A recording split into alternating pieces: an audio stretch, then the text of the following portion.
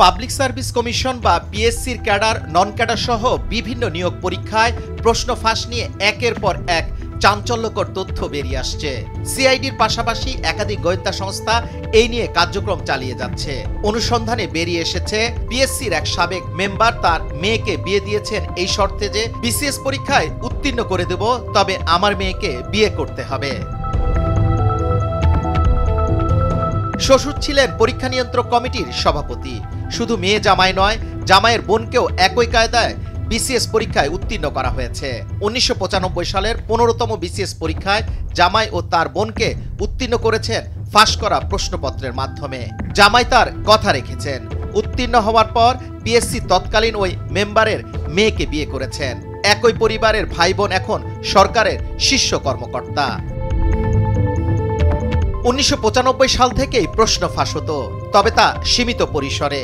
2002 সাল থেকে ব্যাপক হারে প্রশ্ন ফাঁস হতো। প্রশ্ন ফাঁস অফিস হয়ে দাঁড়িয়েছে পিএসসি, যেখানে যা খুশি করা যেত। প্রিলিমিনারি ও লিখিত দুই পরীক্ষারই প্রশ্ন ফাঁস হতো। দেশের বিভিন্ন অঞ্চলে দলীয় নেতা থেকে শুরু করে রিক্সা চালক সহ নানা শ্রেণী পেশার মানুষ প্রশ্ন ফাঁসে সিন্ডিকেটে জড়িয়ে কোটি কোটি টাকার মালিক হয়েছেন।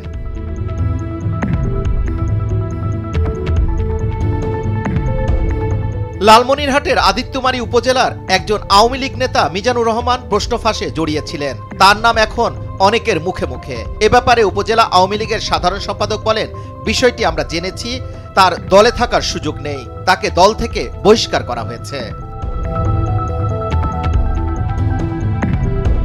সিআইডির পর্যালোচনা একটি ক্যাডার থেকে বেরিয়ে এসেছে 40তম বিসিএস পরীক্ষায় পুলিশ ক্যাডারে 24টি জেলার কোনো প্রার্থী নির্বাচিত হয়নি। 70 জন উত্তীর্ণ হন, এর মধ্যে মাত্র 7 জন নারী।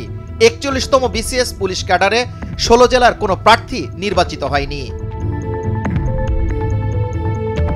ফলে মোট 100 জন উত্তীর্ণ হন, এর মধ্যে নারী মাত্র 4 জন। সেখানে কোনো কোটা পূরণই হয়নি। 43তম বিসিএস এর পুলিশ ক্যাডারে 14 জেলার কোনো প্রার্থী উত্তীর্ণ হয়নি। মোট 100 জন উত্তীর্ণ হন, এর মধ্যে 9 জন নারী।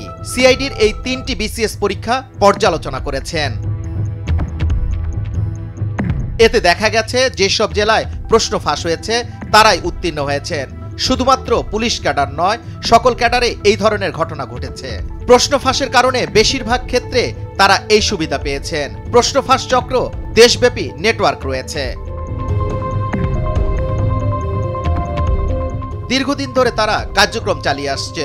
বিসিএস পরীক্ষার সঙ্গে যারা সংশ্লিষ্ট পিএসসি সেই কর্মকর্তাদের অনেকেই প্রশ্ন ফাঁসে জড়িত।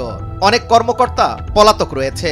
যাদের নাম আসছে তাদের গ্রেপ্তারে অভিযানে নেমেছে আইন শৃঙ্খলা রক্ষাকারী বাহিনী। যুবরাজ ফয়সাল, ভোরের কাগজ, ঢাকা।